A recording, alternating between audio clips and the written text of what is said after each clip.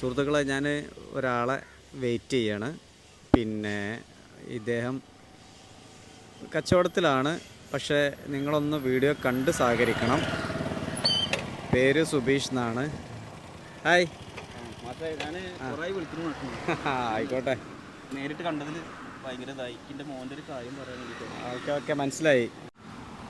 സുബീഷ്, എനിക്ക് തോന്നുന്നത് ഒരേ സമയം പിന്നെ ഒരു ദിവസം 2-3 ജോലികൾ ചെയ്യുന്നുണ്ട്.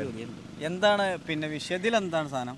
അത് പപ്പടമാണല്ലേ? പപ്പട സെയിൽ കഴിഞ്ഞിട്ട് പിന്നെ വേറൊരു ഷോപ്പിൽ പോകുന്നുണ്ട്. അതുകൊണ്ടല്ലേ? ചിലപ്പോൾ ഹോട്ടൽ പണിക്ക് പോകും, സപ്ലൈ ചെയ്യാനും ചായ അടിക്കാനൊക്കെ പോകും. ചായ അടിക്കാൻ, ചായ വാർന്നു കൊടുക്കുക ഒക്കെ ചെയ്യൂല്ലേ? എന്ത് ജോലിയും ചെയ്യലുണ്ടല്ലേ? സുബീഷ് എഡ്രിക്കോടാണ്. പിന്നെ 25 വർഷമായിട്ട് എഡ്രിക്കോട് വാടക വീട്ടിലാണ്. ഗുരുവായൂർ ആണ് വീട്. പുത്തമ്പള്ളി ആൽത്തറയാണല്ലേ? പുന്നൂർക്കുളം മാധവിക്കുട്ട സ്ഥലം. എന്താണ് വിഷയം എൻ്റെ പ്രേക്ഷകർക്ക്? ഇതെന്താ പപ്പട കച്ചവടം എങ്ങനെയുണ്ട്? പപ്പട കച്ചവടം ഇപ്പം ഇങ്ങനെ കുറേ ടീമുകൾ വന്ന കാരണം എല്ലാവരും പ്രയാസം കൊണ്ട് അപ്പം ഇങ്ങനെ വേറൊരാളെ നിന്ന് എടുത്ത് വിൽക്കണം. ഇപ്പോൾ സ്വന്തമായിട്ടൊന്നുമില്ല.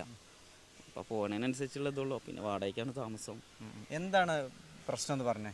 മോന് ജനിക്കുമ്പോൾ തന്നെ മൂത്രസഞ്ചി ഇതൊക്കെ കൂടിയിട്ട് പുക്കളുടെ ഉള്ളിൽ കൂടെ പുറത്തേക്ക് വന്നിട്ടുള്ള ഒരു അവസ്ഥയിലാണ് കുട്ടീനെ കിട്ടിയത്. റെയിമിൻ്റെ അവിടെ കോട്ടക്കൽ റെയിമിൻ്റെ ഹോസ്പിറ്റലായിരുന്നു ഓപ്പറേഷനൊക്കെ. അപ്പോൾ പിന്നെ അന്നൊക്കെ തന്നെ കോഴിക്കോട് മിംസിലേക്ക് കൊണ്ടുപോയി. അവിടുന്ന് ഫസ്റ്റ് ഓപ്പറേഷൻ ചെയ്തു. പക്ഷെ ഇപ്പോഴും ശരിയായിട്ടില്ല. ഇനി 2-3 ഓപ്പറേഷൻ വേണമെന്നാണ് പറയുന്നത്. ഒന്നുമില്ല. ജനനേന്ദ്രിയം പിന്നെ ഒക്കെ കൂടിയിട്ട് പുക്കളുടെ ഉള്ളിൽ കൂടെ ഉള്ളിലായിരുന്നു. പുറത്തേക്ക് ഇങ്ങനെ ബ്ലഡ് മൂത്രമായിട്ടാണ് പുറത്തേക്ക് ഇങ്ങനെ വന്നിരുന്നത്. ഇപ്പോൾ 10 മാസമായി കുട്ടി. 6-ാം മാസം ചെയ്യേണ്ടതാണ്. സാമ്പത്തിക പ്രശ്നം കൊണ്ട് നമുക്ക് ചെയ്യാൻ പറ്റിയിട്ടില്ല.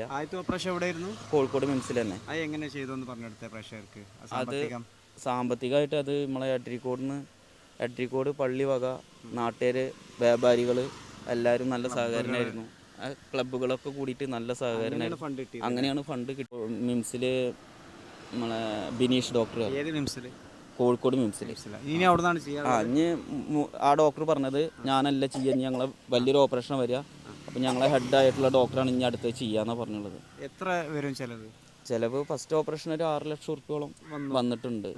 ഇനി എത്ര വരും? ഇനിയും 2 ഓപ്പറേഷൻ വേണമെങ്കിൽ നമുക്ക് അത് ഇങ്ങനെ 10-12 ലക്ഷത്തിൻ്റെ ഉള്ളിൽ വേണ്ടി വരും എന്തായാലും. അപ്പം ഞാൻ അടുത്ത ഓപ്പറേഷൻ ഇപ്പോൾ ഈ 6 മാസത്തിൽ ചെയ്യാനാണ് പറഞ്ഞത്. പക്ഷെ വൈകി. ഇനി അടുത്ത ഓപ്പറേഷൻ ഇത് ഓപ്പറേഷൻ ചെയ്തിട്ടാണ് അവർ പറയുള്ളൂ ഞാൻ അടുത്ത ഓപ്പറേഷൻ എന്നാ വേണ്ടെന്നുള്ളത്, അടുത്ത ഓപ്പറേഷൻ എന്നാ വേണ്ടെന്നുള്ളത് പറയും. ജനിക്കുമ്പോൾ എൻ്റെ മോൻ്റെ പൊക്കിൾക്കൊടിയുടെ പഴുപ്പും ഇതൊക്കെ മുട്ടമണി ഇതൊക്കെ പുറത്തേക്ക് വെച്ച് ഇങ്ങനെ മോനെ ആദ്യമായി തന്നെ ഫസ്റ്റിൽ ഒരു സർജറി കഴിഞ്ഞ് മുട്ടമണിയൊക്കെ വെച്ച് മൂത്രസഞ്ചി ഉള്ളിക്കൽ കിട്ടുന്നൊക്കെ കഴിഞ്ഞേക്കണേ. ഇനി അടുത്തത് ഹെർണിയുണ്ട്, പിന്നെ മുട്ടമണി മുളിക്കേറ്റടിക്കുന്നു, അതിന് കിഴപ്പോട്ടാക്കി സർജറി ചെയ്യണം.